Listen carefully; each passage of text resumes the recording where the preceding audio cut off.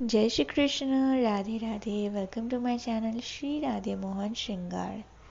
आप सभी को हरियाली तीज की ढेर सारी शुभकामनाएं और आशा करती हूँ आप सभी स्वस्थ होंगे, खुशहाल होंगे और हमारी वीडियोस देखते होंगे। जिन्होंने अभी तक सब्सक्राइब किया है चैनल को, उन्हें दिल से धन्यवाद। और जो भी चैनल पर नए हैं वो अभी सब्सक्राइब बटन पर टैप करें ताकि आप भविष्य में आने वाली कोई भी श्रृंगार वीडियोस मिस ना करें। क्योंकि आज है हरियाली तीज की त्योहार, तो इसलिए आज हम राधा कृष्ण जी को पूरे ग्रीन कलर के ड्रेस में श्रृंगार करेंगे। क्योंकि ग्रीन कलर है सावन महीने का थीम जो रहता है, आप बोल सकते हैं वो ग्रीन ही होता है। और आज श्रृंगार भी बहुत ही सुंदर करवाया है ठाकुर जी ने हमसे।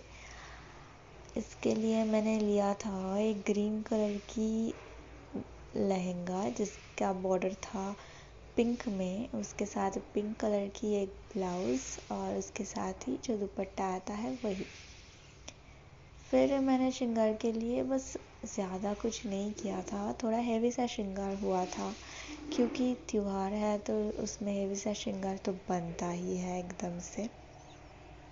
नॉर्मल डेज़ में हम उतना भी श्रृंगार नहीं करते हैं, बहुत ही सिंपल सा रखते हैं, पर क्योंकि त्योहार है तो श्रृंगार तो हेवी बनता ही है। और मैंने ये जो बाजू में पहनाया था वो मैंने एज अ बैंगल बनाई थी, पर मैंने सोचा कि इसको ही आज बाजू के लिए यूज़ करते हैं क्योंकि ये बहुत ही सुंदर लग रहा था। उसमें से जो छोटे छोटे हैंगिंग्स थे वो भी बहुत सुंदर लग रहे थे। और फिर मैंने ले लिया था एक छोटा वाला राधा रानी जी का नेकलेस और उनका ही लॉन्ग वाला नेकलेस।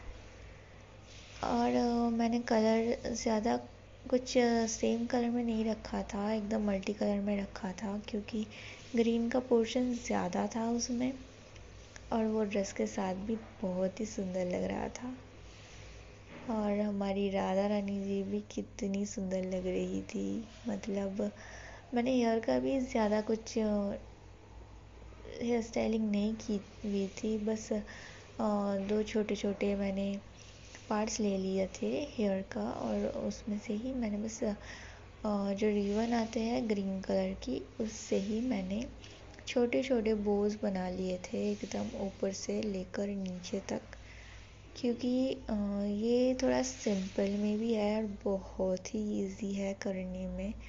आप एकदम से ये ट्राई करिए।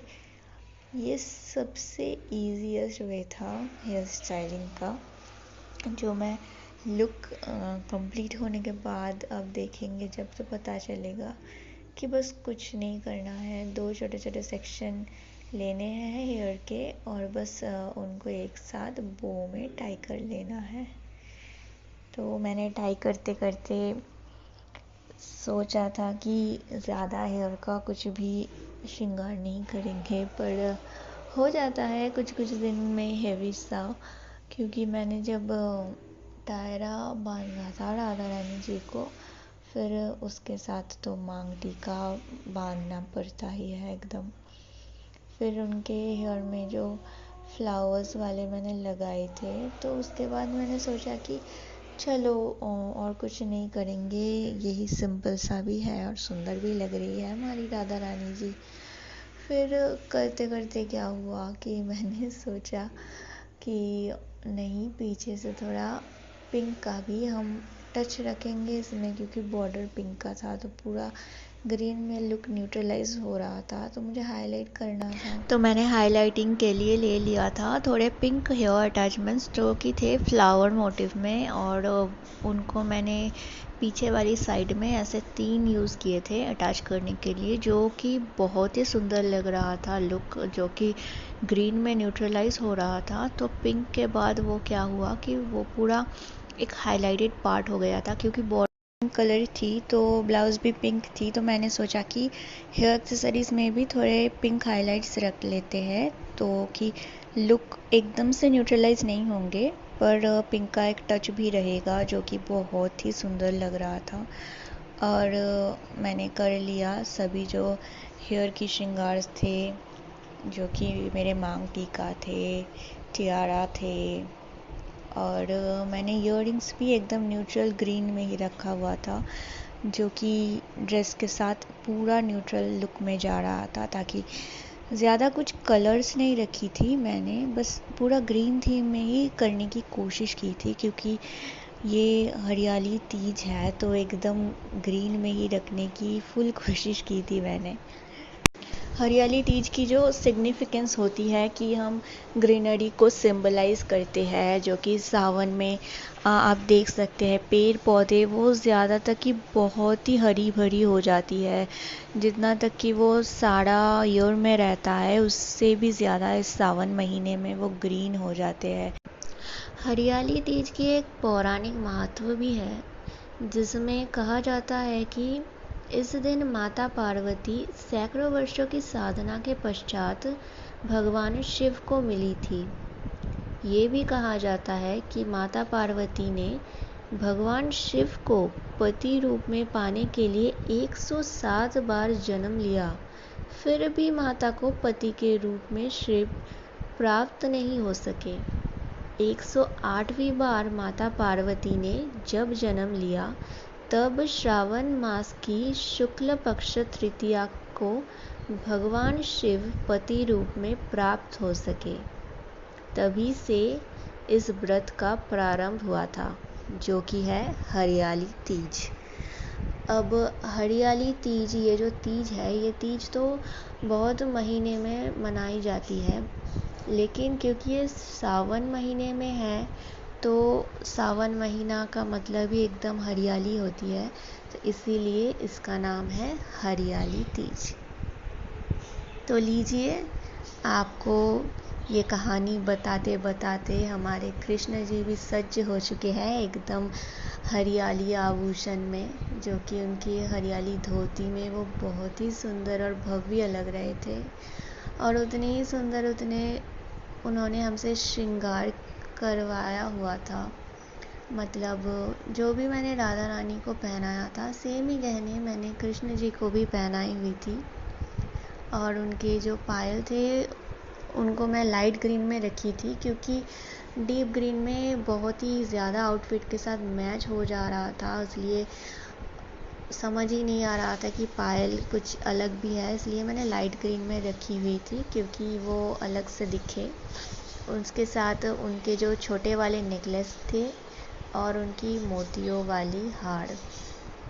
बस कुछ ज़्यादा हार नहीं पहनाई थी मैंने, क्योंकि जगह भी कम रहती है, उनकी हाथ और बॉडी का जो डिस्टेंस है उसमें आप दोनों नेकलेस एक साथ नहीं पहना सकते, तो इसलिए बस एक ही पहनाई हुई थी। और बस उनको पगड़ी बांध लेंगे। पगड़ी बांधना तो सबसे ईजीएस्ट है, आपने मेरी वीडियोस में देखी भी है शायद। और आज हम पगड़ी डेकोरेशन कुछ ज़्यादा नहीं करेंगे, एकदम जितना भी कम हो सके उतने करेंगे, क्योंकि मैंने जो एक छोटी वाली नेकलेस थी उसको मैंने एज पाग अटैचमेंट यूज़ किया हुआ था, और एक छोटे वाले मोर पंख और सेम राधा रानी जैसी ही पिंक कलर की जो अटैचमेंट थी वो भी मैंने पहनाया हुआ था कृष्ण जी को हमारी। और सेम ही जो ग्रीन वाले बैंगल्स थे वही, और ये छोटी वाली बांसुरी जो कि बहुत ही सिंपल में और सुंदर सी थी, और उनकी छोटी वाली अंगूठी, और कृष्णा जी की इयररिंग भी मैंने एकदम लाइट ग्रीन में रखी हुई थी, क्योंकि उनकी पायल भी लाइट ग्रीन में थी, तो इसीलिए मैंने जो उनका इयररिंग था उसके साथ पायल की जो कलर एकदम सेम रखा हुआ था। और ये छोटे छोटे जो रोजेस थे ये मैंने अटैच कर लिया था उनके हेयर में। पता नहीं, बस सामने की तरफ ही 2-3 करना था, फिर करते करते लगा कि पीछे की तरफ भी कर लेते हैं, क्योंकि पता नहीं, जब मैंने कृष्ण जी को ऐसे पीछे की तरफ घुमाया तो लगा कि पीछे की तरफ भी हम रोजेस दे देते हैं, क्योंकि थोड़े से वो खाली खाली लग रहे थे। अब पता नहीं कि ये लुक होने के बाद तो बहुत ही अच्छा लग रहा था, पर उतना करना नहीं था। अब कृष्णा जी का मन था तो उन्होंने करवा लिया, और फिर हो गई थी उनकी लुक बिल्कुल कंप्लीट। और करा लेंगे हम राधा कृष्ण जी को दर्पण दर्शन, जो कि अलग ही स्वरूप थी उनकी, जो कि एकदम ग्रीन आउटफिट में मैंने बहुत ही बार बहुत से कलर्स में की हुई थी श्रृंगार। इस ग्रीन जो आउटफिट है ये मैंने पहले भी पहनाई हुई थी, पर हर बार अब जब पहनाते हो तो लुक कुछ अलग ही निखार के आता है। मतलब अगर आप ज्वेलरी भी सेम रखते हो तो भी श्रृंगार कुछ अलग होता ही है। मतलब अब सेम सा श्रृंगार नहीं कर सकते हर वक्त, जो एक बार कर लिया वो आप सेकंड टाइम नहीं कर पाओगे। तो यही बस रहता है उनकी लीला कि हर वक्त कुछ अलग ही श्रृंगार होती है। अब राधा रानी की थोड़ी ज़्यादा ही हेवी सी श्रृंगार हुई थी, क्योंकि त्योहार है, शिव जी पार्वती जी का विवाह है, तो हमारे कृष्ण जी और राधा रानी जी तो बिल्कुल जाएंगे उनके विवाह में। तो इसी बात को हम सोचते हुए करे थे उनकी श्रृंगार, जो कि बहुत ही सुंदर हुआ था, बहुत ही भव्य उन्होंने हमसे करवाया हुआ था। बहुत ही सुंदर है, बस क्या बताएं, हम शब्दों में नहीं बता सकते हैं। बस जब हम सामने से देखोगे ना तो बस मन ही करता है कि मैं देखती ही जाऊँ बैठकर, थोड़ी और देर मैं यहाँ बैठी ही रहूँ, उनकी तरफ मैं देखती ही रहूँ। तो इसीलिए मैंने लास्ट में ये जो क्लोज़अप वाले जो भी क्लिप्स मैंने ली हुई थी वो मैंने डाल दिया है, ताकि आप देख सके कि हमारी राधा कृष्ण जी कितने प्यारे लग रहे थे, कितने प्यारे। मतलब सामने से तो और भी प्यारे लग रहे थे। आप सभी दर्शन कर लीजिए हमारी राधा कृष्ण जी का। अब हमारी राधा कृष्ण जी बिल्कुल सज्ज हो चुके हैं। आप सभी कमेंट में मुझे ज़रूर बताएं कि आपको कैसा लगा हरियाली तीज का जो भी श्रृंगार है, और लाइक ज़रूर करें और सब्सक्राइब करना भी ना भूलें। राधे राधे।